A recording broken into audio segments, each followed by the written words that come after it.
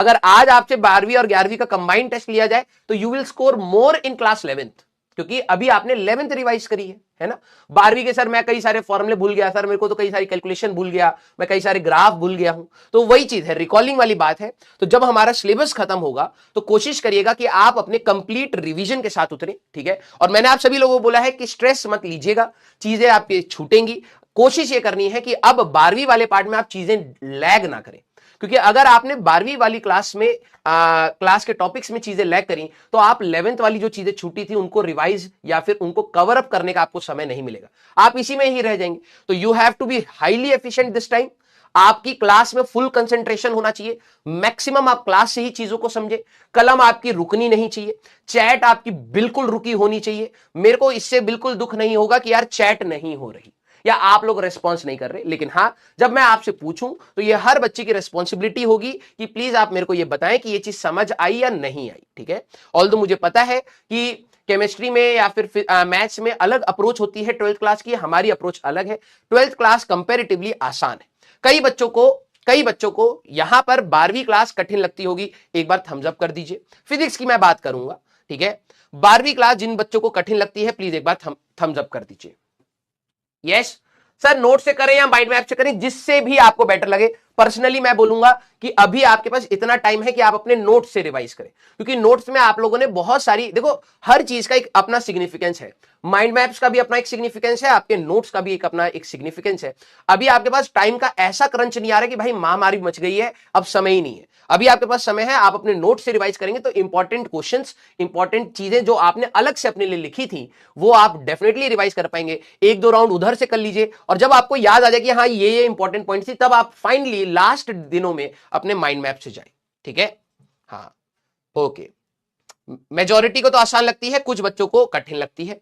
मैं आप सभी लोगों को एक आश्वासन देना चाहूंगा कि अगर आप लोग मेहनत करेंगे तो आपको ये 11th क्लास से आसान लगेगी, ठीक है।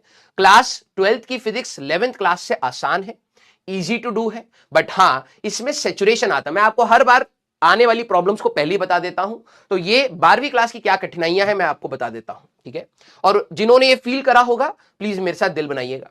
12th क्लास में क्या होता है कि 11th क्लास में धीरे धीरे सेचुरेट आउट करती है स्टूडेंट को।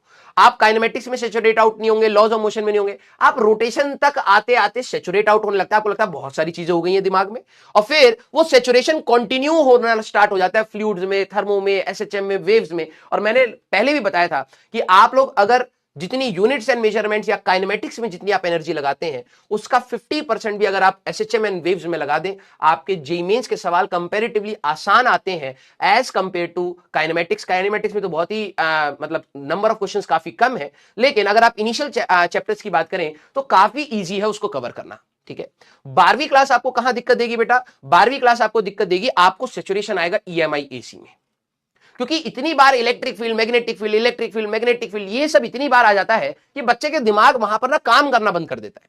और इलेक्ट्रोमैग्नेटिक इंडक्शन वाले जो चैप्टर है वहां तक आते आते आपको जो फ्लक्स की बात होगी, फिर वहां पे टर्मिनल वेलोसिटी की बात होगी, और ये सारी जब चीजें होती हैं तो बच्चा काफी इरिटेटेड माइंड से उसको देखना स्टार्ट करता है। और generally EMI and AC, AC इसलिए क्योंकि वो थोड़ा सा एसएचएम एंड फेजर से रिलेटेड है, बल्कि सबसे आसान चैप्टर्स में आता है, वो तो काफी फॉर्मूला बेस्ड है। बस एक फेजर का पार्ट होने की वजह से बच्चा इरिटेटेड माइंडसेट से देखता है, यार मेरे को तो अल्टरनेटिंग करंट आता नहीं। वो चैप्टर सिर्फ कैलकुलेशन डिमांड करता है आपसे, और कंसेप्ट बहुत ही सिंपल है, फॉर्मूला बेस्ड सवाल होते हैं, आसानी से किए जा सकते हैं। हाँ थोड़ा सा कैलकुलेटिव होता है।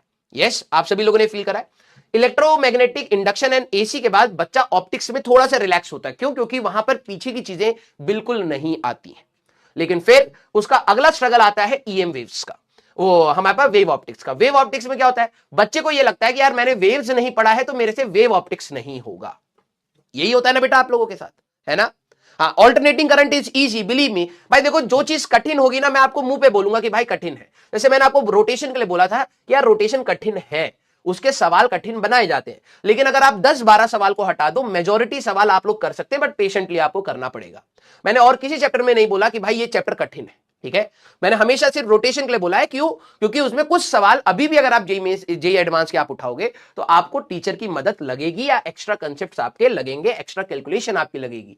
लेकिन क्या सर उन सवाल से ही सिर्फ मेरा सिलेक्शन होगा? नहीं, बाकी सवाल जो आपसे पूछे जा रहे हैं, आप सभी लोगों ने एडवांस के कई सवाल करे हैं और आप कई बार कहते भी हैं सर ये सवाल तो आसान कैटेगरी का था, ये सवाल तो सर मीडियम कैटेगरी का था, ये किया जा सकता था।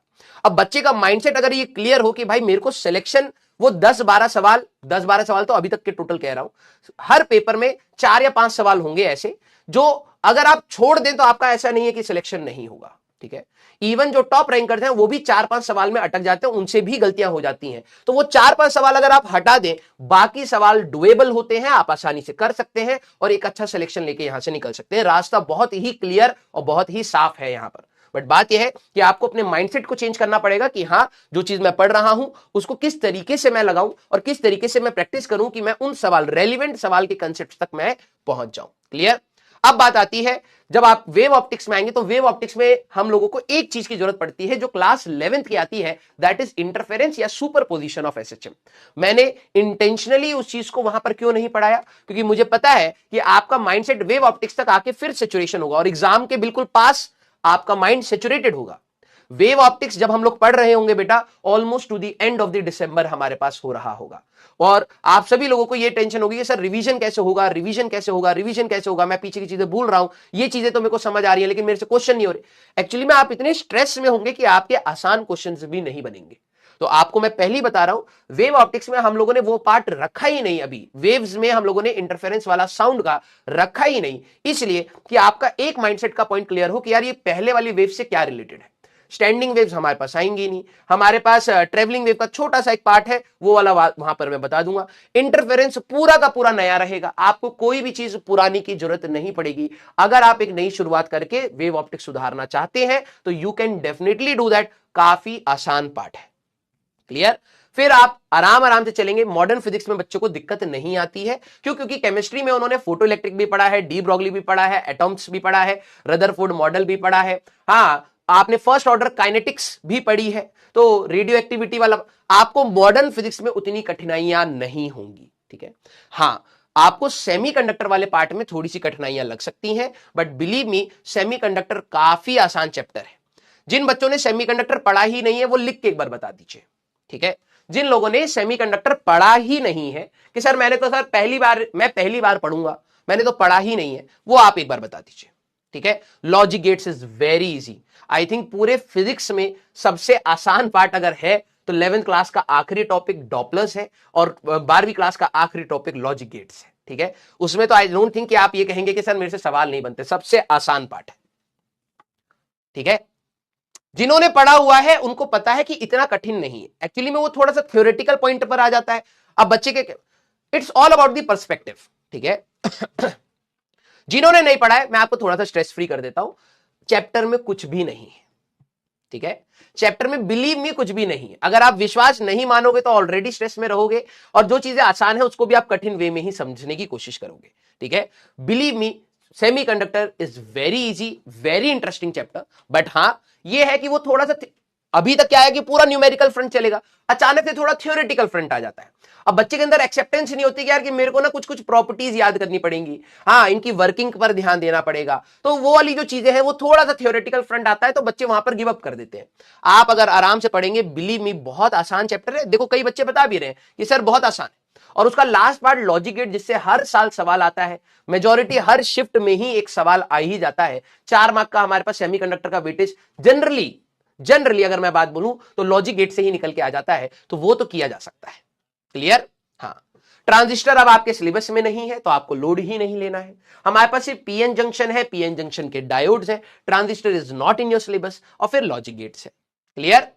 हाँ, सेमीकंडक्टर, अब जो बच्चे को सेमीकंडक्टर पसंद आएगा बाद में जाके अगर आप इलेक्ट्रॉनिक्स एंड कम्युनिकेशन इंजीनियरिंग लेते हैं, आप फर्स्ट ईयर में ही थैंक करोगे कि यार कि चलो शुक्र है मैं सेमीकंडक्टर के बेसिक्स पढ़ के आया हूं, ठीक है। क्योंकि जो भी बच्चा इलेक्ट्रॉनिक्स एंड कम्युनिकेशन इंजीनियरिंग लेगा उसके ये वाले पार्ट्स आएंगे ही, और आगे चल के ओपैम आएगा, मॉसफेट आएगा, बहुत सारी चीजें आती हैं। दोज आर वेरी इंटरेस्टिंग, मेरे को काफी इंटरेस्टिंग लगते थे। अगर आप ये सेमीकंडक्टर वाले पार्ट को थोड़ा सा भी अगर आप ध्यान से समझेंगे तो आपकी इंजीनियरिंग का इनलेट जो होता है वो काफी स्ट्रेस फ्री रहेगा। क्लियर। यस। हाँ, तो बिल्कुल आसान है भाई। गेट्स का जिस बच्चे ने पढ़ा नहीं हो तो बिल्कुल बेवकूफी वाली बात है। श्योर शॉर्ट सवाल है, बहुत इजी सा सवाल होता है, थोड़ी सी बुलियन अलजेब्रा थोड़ी सी ध्यान रखनी है, अपने आप हो जाता है, ठीक है। क्लियर।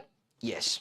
तो आज हम लोग स्टार्ट करेंगे बेटा अपना क्लास 12th वाला पार्ट, ठीक है। क्योंकि मेरे को पता है कई सारे नए बच्चे आए हैं, और अच्छा जितने भी बच्चे पुराने, एक सवाल मैं आपसे पूछ रहा हूं, वेव्स का आपके अंदर एक डर था। मैं ये नहीं कहूंगा कि भाई मैं दुनिया का बेस्ट टीचर हूं, बिलीव मी, मेरे को नहीं चाहिए वो किताब, मेरे को नहीं चाहिए कि आप मेरे को उस चीज से प्रेस करें। मुझे बस ये बताइए कि क्या आपने अगर वेव्स चैप्टर की जो शुरुआत करी, ठीक है, एक आपके अंदर डर था, मैं चाहता हूं कि हम लोग इसको मल्टीपल फ्रंट पर खत्म करें। ये बवाल जो आपकी तैयारी में वेव्स और एसएचएम का है, उसको मल्टीपल फ्रंट पर खत्म करें। पहला है कि क्या आपको ये चीज की रियलाइजेशन हुई कि जब आप यहां से स्टार्ट करे थे और एंड तक अगर आपने ध्यान से चीजों को सुनने की, थोड़ी सी प्रैक्टिस करने की कोशिश करी है, फाइनल आपका वन टाइम के स्टडी में थोड़ा सा लेवल राइज हुआ है। अब आप अपने पीवाईक्यूज एटलीस्ट कर पा रहे हैं। मैंने आप सभी लोगों के सवाल देखे कि आप लोगों ने कितने सारे सवाल करे। मेरे ख्याल शायद ही कोई बच्चा होगा जिसके 50% सवाल ही बने, मेजॉरिटी सभी ने करे, है ना। अब मैं आपको यही बात, देखो वही बात है ना, आपने मेरे पे थोड़ा सा ट्रस्ट करा कि चलो ठीक है सर आप बोल रहे हो तो हम लोग एक बार इनपुट देके देख लेते हैं, है ना। आप लोगों ने यही करा था ना, मैं वही कह रहा हूं, बस आपको वही ट्रस्ट शो करना होता है। अब आपके पीवाईक्यूज हुए, अब मेरे को पता है कई बच्चे आपका माइंडसेट कैसे चेंज करें, भाई तू तो सिर्फ जेईई मेंस के ही पीवाईक्यूज लगाया है ना, अभी एडवांस के भी लगा के देखेगा, तब तेरे को तेरी रियल औकात पता लगेगी। ये जनरली बच्चे वर्ड यूज करते हैं। भाई ठीक है, मेरे को 5 लेक्चर्स मिले, ध्यान से सुन, ठीक है। अब हो सकता है उससे बन भी रहा हो, अब ये भी हो सकता है कि जो तुम्हारा दोस्त हो वो झूठ बोल रहा हो कि उसके सारे बन गए, या हो सकता हो कि वो सही में बना के बैठा हो। हमें उससे तो लड़ाई अभी करनी ही नहीं है, हमारी तो एग्जाम में देखी जाएगी भाई, एग्जाम में देखी जाएगी। हम लोगों ने 5 लेक्चर्स के अंदर अप्रोक्सीमेटली इतना कर लिया है कि यार हमने जो टॉपिक्स पढ़े उसके ऊपर जो लास्ट 5 इयर्स के जितने भी पीवाईक्यूज थे वो सारे के सारे आपने बनाए, है ना, सारे के सारे खुद से बनाए और उसी थ्योरी से बनाए। हां, बात यह है कि क्या ये सिर्फ यहीं पर रोक के हम लोगों को घमंड फील करना चाहिए? नहीं, क्योंकि लर्निंग प्रोसेस तो हमेशा कंटिन्यूड रहेगा ना बेटा। तो अभी मैं कह रहा हूं कि हमारे लिए जब हम तैयारी कर रहे हैं तो हमारे लिए एक चेक पॉइंट क्या है कि यार मैंने एक पूरा चैप्टर पढ़ा और जब आप अपने पीवाईक्यूज पर जा रहे हैं आपसे पीवाईक्यू बन नहीं रहे हैं, तो एक्चुअली में चैप्टर में और डिमांड जाती है कि भाई अभी और पढ़ना चाहिए, क्योंकि एग्जाम के सवाल, ये पीवाईक्यूज क्या रिप्रेजेंटेशन है कि एग्जाम किस लेवल के सवाल आपसे जनरली पूछ रहा है। कुछ कठिन भी होते हैं, कुछ कैलकुलेटिव भी होते हैं, कुछ आसान भी होते हैं, लेकिन ये रेंज ऑफ सवाल है। अगर आपने ये रेंज ऑफ सवाल लगाए हैं तो आप अपने आप को जबरदस्ती डिमोटिवेट मत करिए बेटा, क्योंकि इस रास्ते में बार बार आपको कोई उठा करके मोटिवेट नहीं करेगा। आप अपने आप को मानिए कि यार ठीक है, रेलिवेंट सवाल मैंने ट्राई करे, रेलिवेंट सवाल मेरे से बने हैं, हां इससे बेटर और किया जा सकता है, बिल्कुल। अभी हम लोगों ने तो सिर्फ 5 लेक्चर दिए हैं, मैं कह रहा हूं इसके बाद बस 2 लेक्चर्स की और रिक्वायरमेंट है, 2 लेक्चर्स की और रिक्वायरमेंट है। And I can trust, you can trust me on this कि आप अपने 80% फिर से जेईई एडवांस के सवाल भी लगा देंगे। अगर आप अभी ट्राई करेंगे तो मैं आपको बता रहा हूं 40-50% आपके अभी भी हो जाएंगे। हाँ, थोड़ा सा पेशेंटली ट्राई करना होगा, गलत ना हो जाए, ठीक है। 2 लेक्चर्स की और रिक्वायरमेंट है, 80% आपके सवाल हो जाएंगे, ठीक है। हाँ, तो अभी हमारे पास स्कोप है, लेकिन क्या हम लोगों ने अपने मिनिमम टाइम में इतना कर लिया है कि हम लोग एग्जाम के पॉइंट ऑफ व्यू से रेडी हैं? बिल्कुल आप रेडी हैं। तो आप प्लीज अपने आप को बेटा, किसी के भी बोलने पर, यहां एक ऐसा समय है कि आपको बहुत सारे बच्चे अलग अलग राय देते हुए मिलेंगे, आपको किसी की राय नहीं लेनी, सिर्फ अपने टीचर की राय लेनी है। और हम लोग किसी के पर्सनल बेनिफिट के लिए नहीं बोलेंगे, हम सभी के बेनिफिट के लिए बोलेंगे जो सही में एक्चुअली में रास्ता है। आप डिमोटिवेट होने के कई कारण ढूंढ सकते हैं कि यार मेरे बिना पीवाईक्यू में 2 सवाल नहीं बने। अगर कोई 2 सवाल पकड़ के रोना चाहता है, डिमोटिवेट होना चाहता है और अपने एफर्ट्स को कम करना चाहता है, that will be your call. But I would say कि अगर आपके मेजॉरिटी पीवाईक्यूज हुए हैं तो पहला माइंडसेट जो आपका था कि यार मेरे से वेव्स चैप्टर या एसएचएम चैप्टर नहीं होता है, मैंने पढ़ा ही नहीं है, तो आपने एटलीस्ट पढ़ने के बाद ये तो समझ आएगा नहीं कि ये किया जा सकता है। मैं ये नहीं कह रहा हूं आसान है कठिन, किया जा सकता है। हाँ, इसमें हम लोगों ने कभी ना इन 2 चैप्टर्स की, वेव्स और एसएचएम की बात करें, कभी स्टूडेंट पॉइंट ऑफ व्यू से मैं बोल रहा हूं, हम लोगों ने कभी भी ना जस्टिस नहीं किया है इन 2 चैप्टर्स के साथ, बिलीव मी। जिनका 25 मिनट वेस्ट हो रहा है आप जा सकते हैं बेटा, एक नई शुरुआत है, मेरे को थोड़ा सा टाइम है, मैं बोलना चाहूंगा, ठीक है।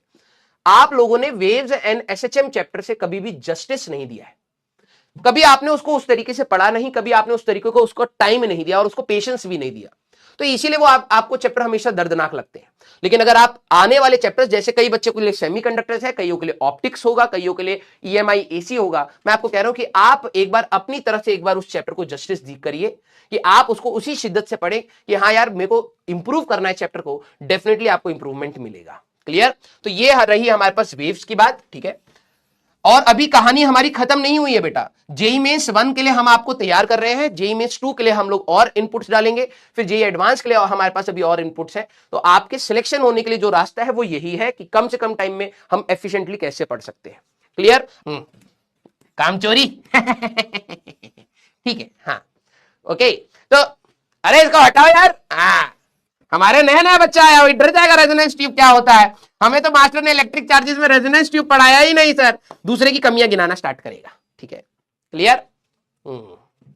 काम चोरी नहीं है एक्चुअली में, मैंने सोचा था कि इसको कराएंगे क्लास में, लेकिन फिर मेरे को याद आया कि भाई आज तो नई शुरुआत है, और नई शुरुआत में तो भाई साहब पूरा देश के बच्चे तैयार रहते हैं कि हम करेंगे नई शुरुआत, हम करेंगे अपनी जिंदगी झंड। हाँ, तो मैंने कहा वो ये वाला टॉपिक हमारे जो पुराने बच्चे हैं जिन्होंने मेहनत से पढ़ा है, ठीक है, उनको ना पढ़ाने देंगे ना मेरे को पढ़ाने देंगे। और जब मैं इलेक्ट्रिक चार्जेस एंड फील्ड का चैप्टर स्टार्ट करूंगा तो मैं इरिटेटेड माइंड से करूंगा। जो बच्चे कह रहे हैं 25 मिनट वेस्ट हो गए उनके विचारों के, ये वही बच्चे हैं जिनको अभी नया नया जोश है कि हम यहीं से कर देंगे। तो मेरे को पता था ये माइंडसेट वैसा रहेगा, ठीक है, तो इट्स बेटर कि हम लोग नई शुरुआत ही यहां से कर ले। जो पढ़ने वाले बच्चे हैं उनका सपोर्ट हमेशा रहता है, वो आधे घंटे का टॉपिक अलग से देख के कवर कर लेंगे। ठीक है, यस। तो रिबन कटिंग हमारे पास यही है आप लोगों की इस बार, कि आपको समझा दिया जाए कि बेटा अब गलती मत करिएगा। अभी भी एक दो मौके मिल जाएंगे, लेकिन फिर भी कोशिश करिएगा कि गलती ना हो। आइए अब सारे बच्चे जरा एक बात थम्स अप करें, फिर स्टार्ट करते हैं हम लोग अपनी जो कहते हैं कि सेकेंड फेज हमारे पास ड्रॉपर्स की तैयारी का, that is class 12th and this is easy, interesting and doable, आसानी से की जा सकती हैं। जस्ट आपको अपने पे ट्रस्ट रखना है, थोड़ा सा हम पे ट्रस्ट रखना है कि हम जो करा रहे हैं वो रेलिवेंट पॉइंट ऑफ व्यू से करा रहे हैं, कम से कम टाइम में यही बेस्ट किया जा सकता है। ठीक है, स्टार्ट किया जाए।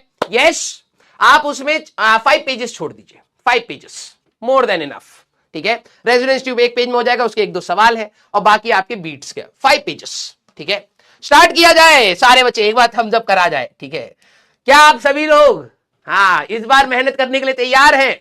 इसमें भी 2% होंगे, बोलेंगे तो करना पड़ेगा, ऊपर वाला देख रहा है तो नहीं बोलेंगे। क्या आप सभी लोग तैयार हैं इस बार ढंग से तैयारी करने के लिए? एक बार थम्स अप कर दीजिए, कर दीजिए भैया, कर दीजिए। अभी भी देखना ये मैक्स टू मैक्स जाएगा 96 95 के आसपास, ज्यादा से ज्यादा हुआ तो 98, 100 नहीं जाएगा। ठीक है, हाँ मिस क्लिक हो जाएगा। 2 ऑप्शन दिए, 50-50% चांस थी, लेकिन हमें वही सिलेक्ट करना है जिससे टीचर का मूड खराब हो और हर चीज खराब हो जाए हमारी। ठीक है, हाँ पोली नहीं आया, अबे यार ये तो टेक्नोलॉजी भी ना हमारा, हाँ इतना बच्चा ब्लॉक कराया, पैसा लगाया जाए अब तो ये सब में। ठीक है, पोल आ तो रहा है, मेरे को तो सामने स्क्रीन पर भी दिख रहा है। हाँ 96, मैंने क्या बोला था, क्या बोला था? ठीक है हाँ बहुत सही। ठीक है, मैक्स टू मैक्स 98। ठीक है, 2% तो भाई साहब हमारे पास खत्म बच्चे, खत्म, बिल्कुल मेंटली खत्म। ठीक है, आईटी एडवांस में हम जाके आईटी बॉम्बे ले लेंगे, हाँ करोड़ों का पैकेज मिलता है वहां पे, हाँ मिलेगा तुम्हें। ठीक है, आइए